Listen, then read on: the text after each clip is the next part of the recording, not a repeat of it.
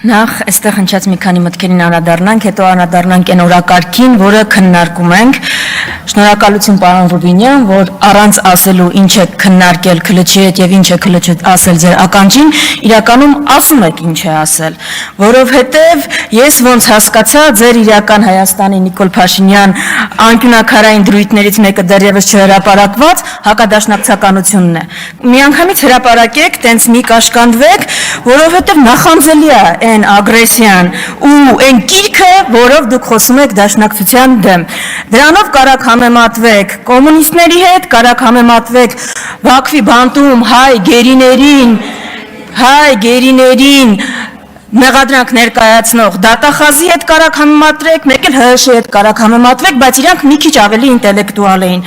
Տեղ մրցակցությունը շատ է ձեր, բայց ես խորհուրդ եմ տալիս, հատկապես Արտուր Հովհաննիսյանին շատ եմ խնդրում հնարավորինս հակադաշնակցական ելույթներ ունենա։ Ես դաշնակցության իմիջի բարձրացման, դաշնակցության շուրջ մոբիլիզացիայի ապահովման ավելի լավ տարբերակ չգիտեմ։ Ինձ էլ գլխավոր բանակցողներն են Թուրքիայի ու Ադրբեջանի հետ ամեն բանակցություններից հետո գալիս հակադաշնակցական ելույթներ ունենում։ Դա Հարապես խոսումը ավելի բարձր, քան ցանկացած խոսքերը։ Բայց մի դրվագի ուզում եմ անդրադառնալ, էլի։ Այստեղ մի նարատիվ է նկատվում։ Այս մարդիկ իրենց համեմատում են առաջին հանրապետության այրերի հետ։ Այսինքն ուզում եմ հասկանալ, ով ում հետ է համեմատվում, էլի։ Այդ տրամաբանության մեջ Նիկոլ Փաշինյանը մեր Արամ Մանուկյանն է։ Այդ մարդու մասին ամենահայտնի պատմություններից մեկը բացի որ պետականաստեղծապետության հիմնադիր է, զրոյից պետությունը տասնյակ հազարավոր քառակուսի կիլոմետր ստեղծած է, Վանի հերոսական ինքնապաշտպանություն կազմակերպած է, ամենահայտնի պատմություններից մեկը տարածված է նա, որ հրաժարվել է տիֆի պատվաստանյութից, որ որբերին դա հասնի։ Այս մարդուն ասում ենք պատավատներից հետ մեկից հրաժարվի, ձեռը չի գնում դա անի։ Ինչու ում հետ ենք համեմատում։ Կամ այդ տրամաբանության մեջ մեր դրոն բանն է, Սուրեն Պապիկյանն է։ Ձեր ծիծաղն է գալիս, չէ, գիտեմ։ Ասենք բան Ալեն Սիմոնյանը ով է տեղ։ Հովհաննես Քաջազնինն է ում տղեն նահատակվել է այդ Հայաստանի անկախության համար մղված պատերազմում։ Դաշնակցությունը Հայաստանի անկախության համար մղված պատերազմում ամենաշատ զոհերը տված ուժն է։ Այստեղ գալիս ասում են դաշնակցությունը Հայաստանի անկախությանը դեմ է եղել։ Բայց դաշնակցությունը Հայաստանի անկախությանը դեմ էր։ Դաշնակցական ջոկատները Շահեն Մեղրյանը, Դուշման Վարդանը, բանը Արցախի անտառներում հայկական ուժերի դեմ էին կռվում։ Ինչ էին անում այնտեղ։ Այսինքն անկախության դեմ ու կողմ լինելը անկախության համար կռվելով չի արտահայտվում, այո, դաշնակցության ուժը երբեք չի եղել, որ գնացել է Ստեփանակերտի հրապարակում ու ասել է Արցախը Հայաստանն է ու վերջ։ Դա մենք չենք արել, որովհետև քաղաքականությունից մի քիչ ավելի շատ բան ենք հասկացել։ Եվ որ ավելի լավ պատկերացնեք, ինչ ուժի հետ մենք գործ ունենք, Ալեն Սիմոնյանը այս ամբիոնից տեսեք ինչ է նկարագրում, այն մարդու մասին ում վրա թքել է, ասում է որդիներին բանակից ազատած։ Գիտեք ում մասին է խոսում։ Ալեն Սիմոնյանը խոսում է ցեղասպանության հետևանքով Լիբանանում ծնված, հետո Կանադայում բնակություն հաստատած հայի մասին, ով երևի ձեր կոչով իդեպ երևի հենց կարող է նաև ձեր կոչով։ Հայրն է դարձվել է Հայաստան։ Ու այդ մարդուն դուք ասում եք բանակից ազատած է տղաներին։ Այ տենց է, այսինքն ձեր են քայլարա դեպի տունը, բանա, հա, քայլարա, արի տուն, թքեն վրա դրադեղից տեղից։ Էդ է, ձեր կոնցեպտը էդ է։ Սփյուռքահայի 7 միլիոն սփյուռքահայի երեխաներին բանակից ազատած են անվանում։ Բանա էլի, երևակայությունը պիտի ինչ-որ սահմաններ էլ ունենա։ Հիմա գանք արդեն այն օրակարգին, որի մասին որը քննարկում ենք։ Նիկոլ Փաշինյանը այստեղից փորձում է համոզել մեզ, որ ժողովուրդ ջան, ձեզ սխալ է թվում, ձեր հարկերը չեն բարձրացել, ձեր կյանքը ավելի լավացել է, այդ 25%-անոց գնաճը որ կա, ու Երևանը, որ երևի տարածաշրջանի ամենաթանկ քաղաքներից մեկն է դարձել, դա ձեզ ընդհանրապես թվում է, այն ճգնաժամը, որ բոլոր ոլորտներում կա,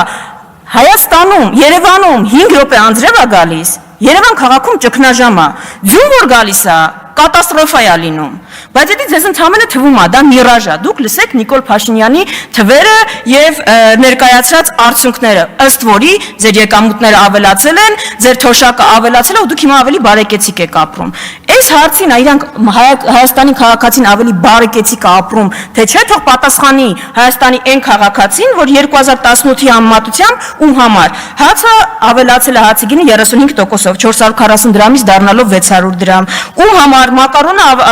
աճելա գրեթե էլի նույնքան 490 դրամից դառնալով 740 դրամ։ Մթերքի գները տեսել եք, դուք հիմա ընդհանրապես մրգի գները տեսել եք, տրանսպորտը 50%-ով է թանկացել։ Ու թող ասի հիմա ինքը ավելի շատ բան է կարողանում առնել իր աշխատավարձով, թե 3 տարի առաջ էր օրինակ կարողանում ամենաշատ բանը առնել։ Այս իշխանությունը մեզ ասում է 2024-ը եղել է ամենախաղաղ տարին։ Եթե Սյունիքն էլ տակ,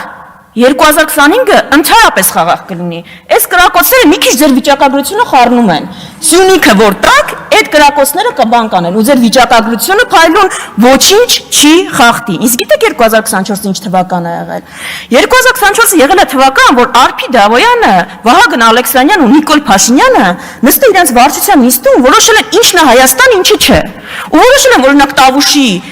գյուղերը, տարածքները Տավուշից դա Հայաստան չի։ Եղբայր, ով է ասում Հայաստան չի։ Մեր վարչությունը։ Ես որոշել եմ Հայաստան չի։ Շուռուխի իմ կեսն էլ Հայաստան չէր։ Ով է ասում, ես եմ որոշել։ Ոնց ես որոշել, ինչ կապ ունի, ժողովրդավար երկրում ենք։ Ու 2024-ը եղել է տարի, երբ որ դուք առանց այդ բանը երկու երկրների հանձնաժողովների համաձայնագրի ԱԺ-ում հաստատման միջև է տանելը Տավուշից մի ընդհատեք ընդհատողներին ուրեմն լսեք ինձ պարոն Խաչատրյան նախ սուս մնացեք երկրորդը նախ լռեք հետո իմ հետ խոսեք հարգալից հետո միացեք ձեր չափերը լավ չեք գծում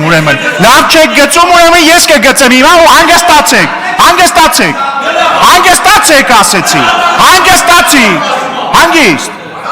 հանգիստ շարունակեք տիկին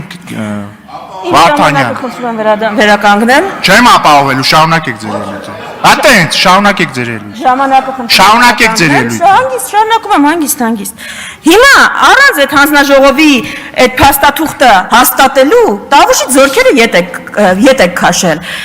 ասում ենք միակողմանի զիջումներ եք անում ասում ով է ասել այդ փաստաթղթում ինչ գրած է երկկողմանիա էլի կոնստրուկտիվ առաջարկ ունեմ ձեզ հաջորդ պայմանավորվածությունը ասեք օրինակ կողմերը պարտավորվում են Իսկանդեր չունենալ մի բան է չէ կողմերն են պայմանավորվում ով Իսկանդեր ունի Հայաստանը կողմերը պայմանավորվում են Սևանը չօգտագործել կողմերն են պայմանավորվում ախր դա ինչ կապ ունի ոնց այս նույնն է ինչ որ այն երրորդ կետը կողմերը պայմանավորվում են երրորդ երկրների ուժեղ չտեղակայել սահմանին երկու կողմերն են չէ պայմանավորվում ոչինչ որ մենակ Հայաստանը դրա կարիք ունի Հայաստանն է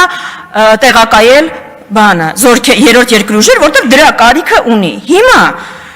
առաջնահերթությունների մասին տրամաբանական կլիներ որ այս անվտանգային պայմաններում մեր ամենաշատ մեր ուժերը Այն որ խոսում են թալանից ետ բերված, չգիտեմ, արդյունավետ բյուջե բերված գումարների մեծ մասը գնար ռազմական բյուջե, ու մեր պաշտպանունակությունը ավելանար։ Բայց դա այն դեպքում, եթե այս կառավարության առաջնահերթությունը լիներ պաշտպանունակության բարձրացումը, այդ դեպքում, բայց չէ, այս կառավարության համար թիվ 1 խնդիրը բողոքի ցույց իրականացնող քաղաքացին է։ Այդ դրա համար ՆԳՆ բյուջեն աճել է 18%-ով, պաշտպանության բյուջեն ընդամենը 7%-ով, որովհետև Քաղաքացին է սպառնում Նիկոլ Փաշինյան, բողոք իրականացնող քաղաքացին, սպառնում Նիկոլ Փաշինյանի իշխանությանը։ Այդ բոլոր քաղաքացիներին ու խմբերին դուք ով ձեր դեմ բողոք արել, կապ չունի ինչ հարցով, տրանսպորտ, խաղողագործներ, գինեգործներ, դուք հրճակել եք ռուսի շպիոններ։ Ձեր համար Մարիա Կարապետյանը, չեմ հիշում Մարիա Կարապետյանը, Սոնա Ղազարյանը շատ տարբերություն չկա։ Ուրեմն, ըստ այս մարդկանց Ռուսի շպիոն են։ Տիկին Վարդանյան, հարգալից խոսեք, հարգալից խոսեք։ Դուք էլ տեղից մի արա, դուք էլ լռեք, պարոն Մինասյան, լռեք։ Դու չի դուքա ու հանգիստ դու չի դուքա։ Այո շատ,